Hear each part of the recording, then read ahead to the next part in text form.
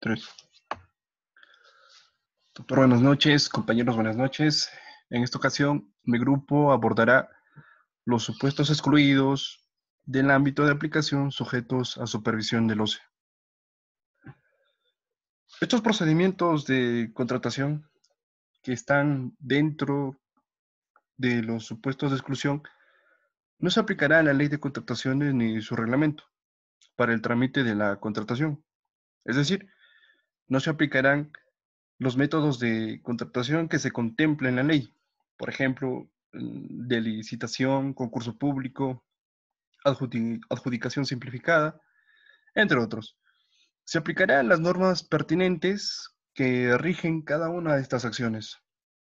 En ese sentido, para el tema del proceso de contratación propiamente dicho, no se aplicaría la ley ni su reglamento. No obstante eso, el OCE ejercería labores de supervisión. A continuación, mencionaremos los supuestos excluidos del ámbito de aplicación.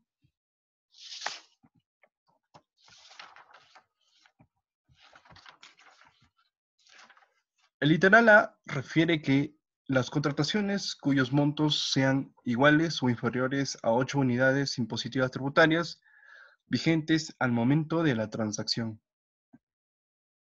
La interpretación que como grupo hemos acordado es la siguiente, que se puede apreciar que con la nueva ley respecto a la gestión por resultados se ha considerado conveniente que las compras menores a 8 unidades impositivas tributarias darle mayor flexibilidad y celeridad de tal manera que esas compras menores a 8 UITs no están dentro del ámbito de aplicación. No obstante, el OCE sí ejercerá labores de supervisión. Esto fundamentalmente con el registro en el SEACE, verificando que a través de estas compras menores a 8 UITs no se está incurriendo en fraccionamiento, es decir, que no haya varias compras menores a 8 unidades impositivas tributarias para evitar la aplicación de la ley de contrataciones. En este apartado podemos apreciar que eh, los dispositivos normativos que van a regir en este tipo de contratos menores a 8 UITs serán los pertinentes para el caso en concreto. Es más, también será de obligatoria aplicación el Código Civil referido a la teoría general de la contratación. Asimismo, el artículo 140, el cual indica los requisitos para el acto jurídico. Por otro lado, tenemos el literal B, que a la letra dice que la contratación de servicios públicos, siempre que no exista la posibilidad de contratar con más de un proveedor. El artículo mención sobre los servicios públicos se refiere a luz, agua o telecomunicaciones, entre otros. En ese sentido, el requisito para que no esté dentro del ámbito de aplicación es que no haya la posibilidad de contratar con más de un proveedor. Es decir, que no haya dos proveedores que puedan suministrar el bien y o servicio público a las entidades de un determinado ámbito territorial. Este es el caso que proponemos que, por ejemplo, en Cajamarca se quiere contratar el servicio de telecomunicaciones. Como sabemos, en Cajamarca hay varios proveedores que eh, pueden contratar este servicio esencial para las entidades públicas. Tenemos el caso de Vitel, Claro, Movistar, entre otras. En ese sentido, no se podría aplicar este supuesto, ya que, como sabemos, hay más de dos proveedores que pueden suministrar el bien. Bueno, en este caso el servicio. Ahora les dejo con mi compañera para que les explique el siguiente literal. Bien, otro de los supuestos excluidos a la aplicación de la normativa de contrataciones con el Estado son los convenios de colaboración u otros de naturaleza análoga suscritos entre entidades, siempre y cuando estos se brinden con bienes, servicios u obras propias de la función que por ley les corresponde y que además no persigan fines de lucro. Estos convenios son aquellos cuyos objetivos y finalidades difieren mucho de aquellos a los que se orientan los contratos celebrados en el marco de la normativa de contrataciones del Estado, siendo que los convenios de colaboración en el marco de las relaciones del derecho administrativo Es un medio por el cual las entidades, con un ánimo de cooperación mutua, buscan alcanzar otro tipo de beneficios de carácter no lucrativo. Estos convenios pueden ser bilaterales o bilaterales y en específico podemos concluir de ellas tres características. El primero es que el acuerdo debe ser celebrado entre entidades.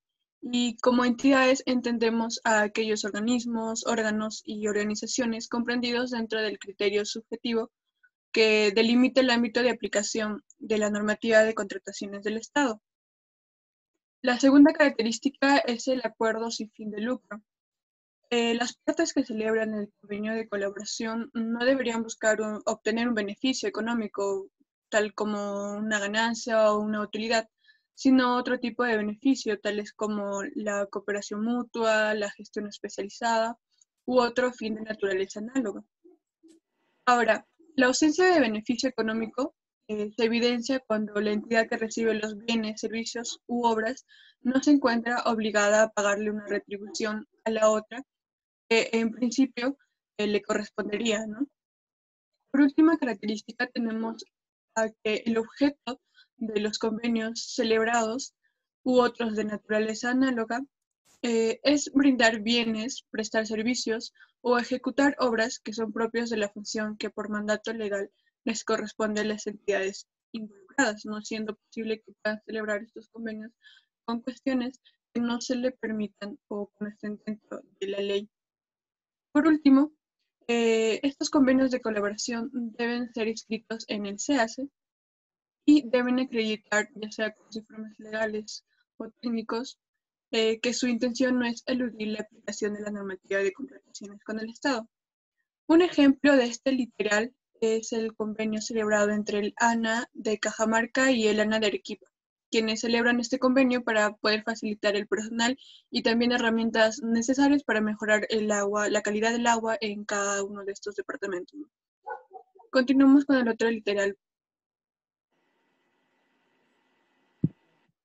Bien, continuando con la exposición, ahora voy a explicar un poquito lo que dice el literal D.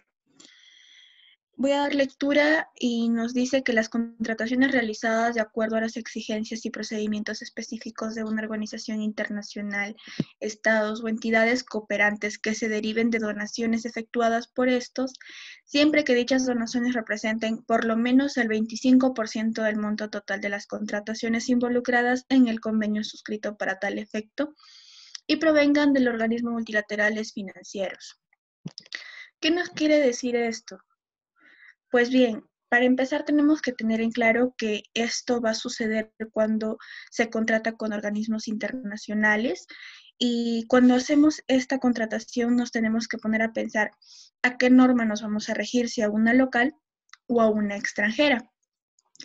Pues de estas contrataciones también a veces se derivan las mismas normas y excluyen a la norma con la que nos vamos a alejar y a la cual sí nos vamos a someter.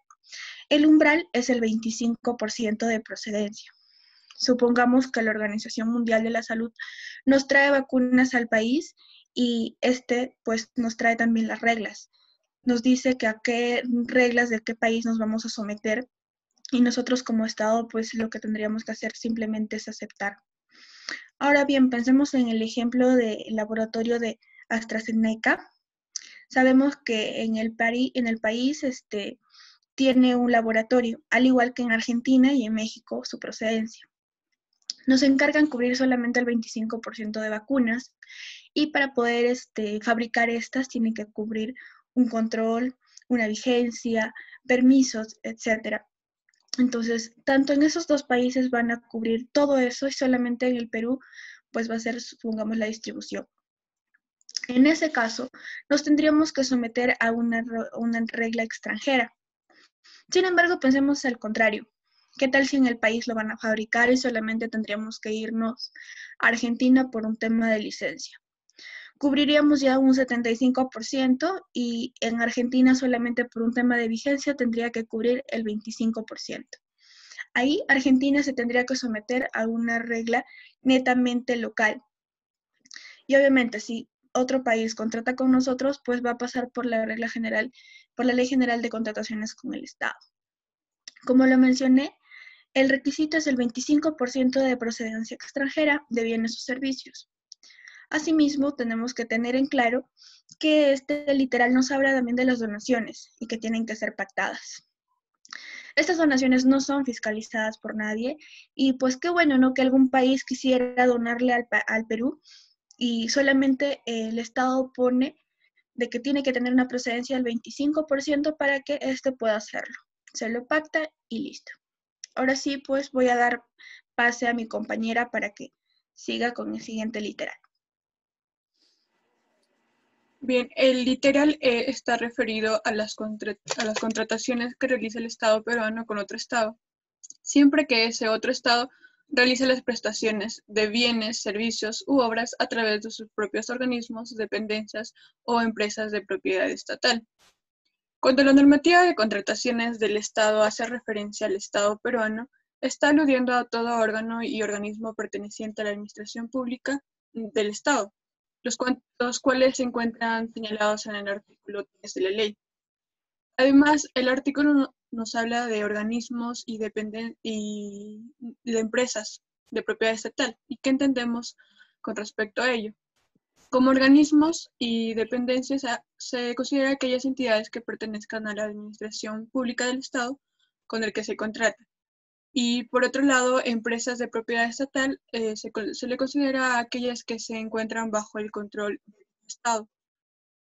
Como sabemos, las contrataciones se pueden hacer con un organismo o una organización y ello no va a quitar con esta acción la calidad del Estado, que es uno e indivisible, ¿no? Como sabemos, cada Estado tiene un organismo y una estructura específica de que difiere mucho de los otros estados, en donde pues brindan funciones específicas a cada organismo u organización para que puedan continuar con los contratos o ejercicios propios de una administración pública. Para la procedencia de la contratación a la que se refiere el literal, se requiere en principio un informe técnico y también un informe legal. Y por lo mínimo, estos informes deben contener primero que las partes contratantes sean el Estado peruano y otro Estado en los términos desarrollados por la normativa de contrataciones del Estado.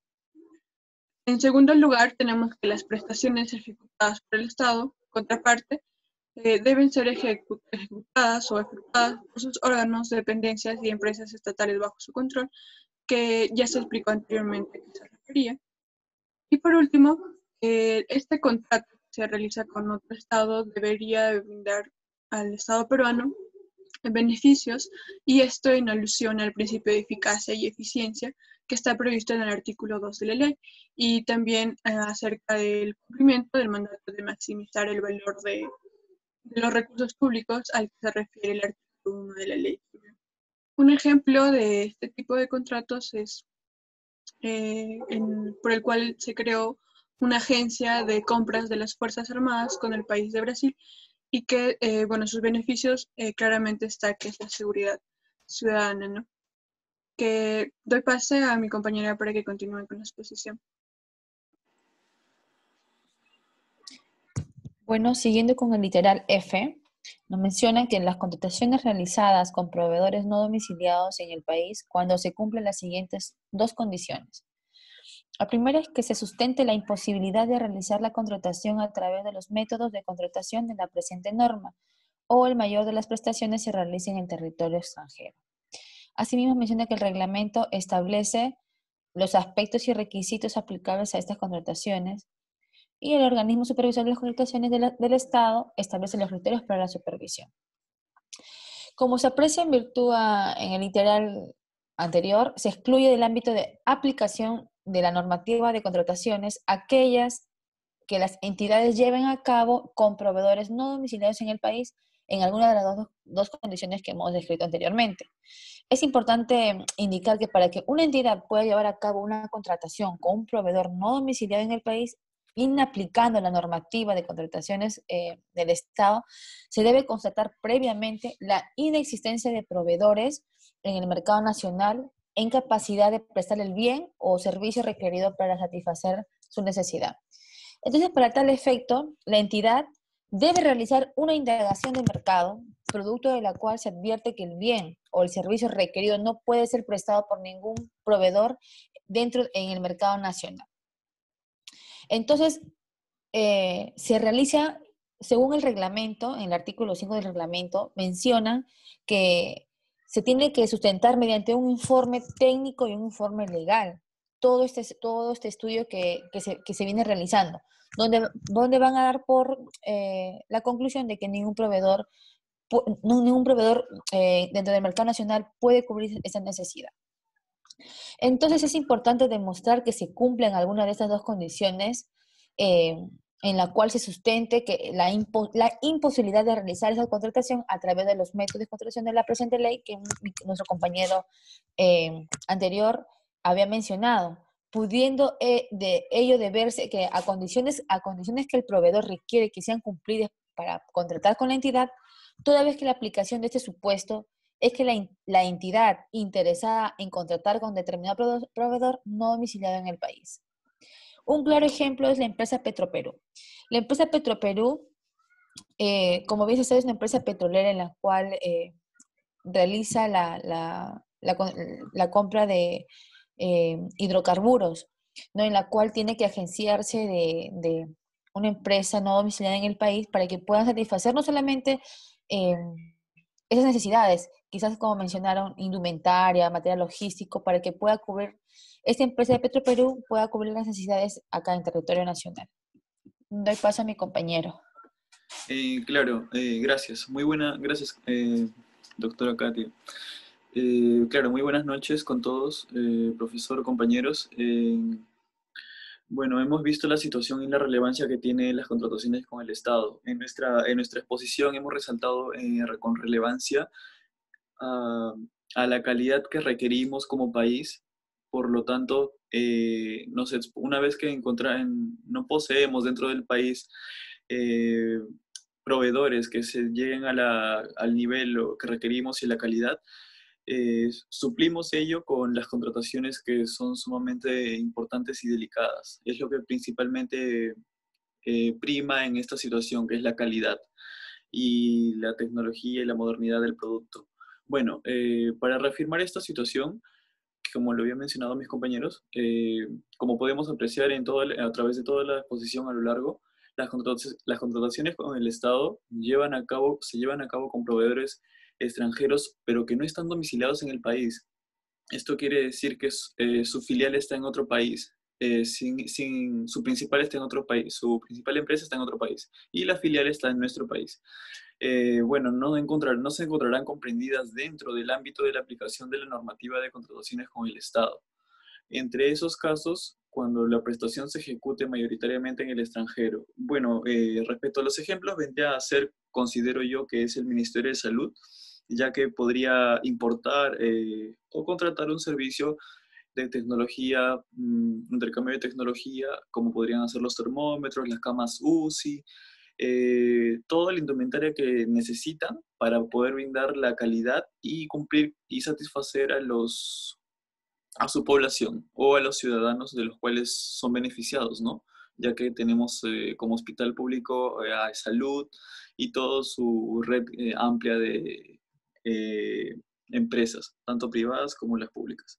Un ejemplo subsecuente sería el Ministerio de Defensa, una importante cartera que hace referencia a la contratación de servicios, tanto de conocimiento tecnológico como de productos físicos, que querían ser los tanques, los aviones Mirage, los tanques Roosevelt. Bueno, siguiendo con la exposición, respecto al Ministerio de Telecomunicaciones, el MTC, Ministerio de Telecomunicaciones, podría contratar un servicio respecto a la enseñanza de la importancia del 5G. También, subsecuente, también podría dar charlas muy importantes que dan a conocer lo necesario que requiere este Internet 5G en complementación con las antenas 5G, y lo cual no causaría un daño como muchas veces se ha querido argumentar, ¿no? Hemos visto en el extranjero, como en el periódico El País, otros periódicos, bueno, el Heraldo, hemos visto que causa daños, ¿no? Causa cáncer supuestamente o deformaciones a las personas que están cercanas a las antenas, tanto deformaciones físicas. Considero yo que no es relevante este tema, ya que significa un gran avance para el país y bueno, para el mundo, conectarnos con los demás. A continuación, el Ministerio de Ambiente podría contratar servicios de expertos en charlas respecto a las comunidades andinas, respecto a las mineras que requieren un servicio de alta calidad para que den a conocer la importancia de la minera en los centros poblados a estas personas que son tanto indígenas como las personas que ya han crecido y desarrollado toda una vida cerca de las mineras, para que les den a conocer qué fundamentos, bajo qué fundamentos se crea la minera, bajo qué fundamentos se explota, qué requisitos debe cumplir la minera para poder explotar la riqueza que posee dentro y qué beneficios le va a traer a la comunidad a través del tiempo y de los años con el canon minero. Esto podría ser la contratación de, como menciono, los servicios de personal de alta calidad. Bueno, muchas veces es internacional, que dan a conocer la utilidad de estas empresas mineras en el país. Y para finalizar, bueno, sería el Ministerio de Trabajo que podría presentar ejemplos claros en charlas de lo importante y lo útil que es el teletrabajo actualmente y cómo podemos aplicarlo en la vida diaria, cómo podemos adaptarnos a la situación en donde estamos desarrollándonos al lado del coronavirus, que sería en este año 2020. A continuación, para cerrar la exposición, el Ministerio de Vivienda podría hacer mención sobre las viviendas ecoamigables o sostenibles, autosostenibles, que no dañan el medio ambiente y promocionan una mejor calidad de vida a la sociedad, tanto a los parques que los rodean, como a las personas que deben pasar a través de esos condominios o de esos departamentos, que muchas veces estamos viendo en crecimiento en la actualidad. Bueno, y eso sería todo de mi parte. Sería todo. Gracias.